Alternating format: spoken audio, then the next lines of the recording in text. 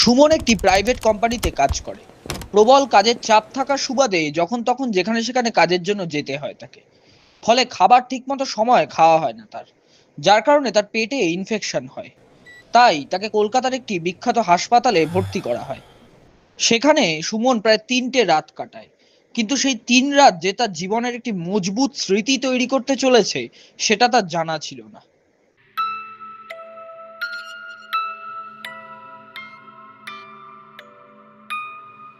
প্রথম দিন রাতের ডাক্তার রাউন্ড মেরে চলে গেল। সুমন ঘুমিয়ে পড়ে।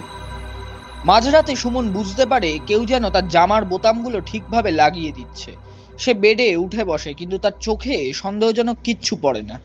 সে আবার পুনরায় ঘুমোতে উদ্যোগ নেয়।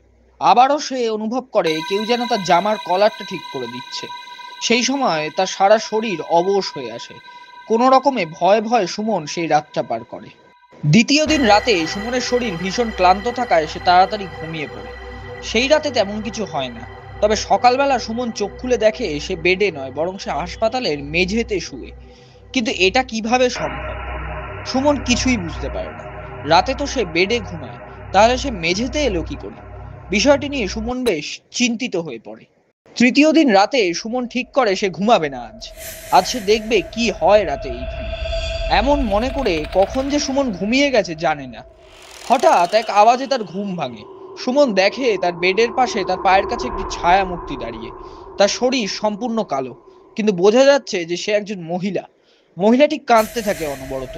এইসব দেখে সুমন পুরো স্তব্ধ হয়ে যায়। সে কোনো রকম নড়াচড়া করতে পারে না। গলা শুকিয়ে কাঠ হয়ে যায় তার। শরীরটা যেন কংক্রিটে পরিণত হয়েছে। তারপর সুমনের আর কিছুই মনে নেই।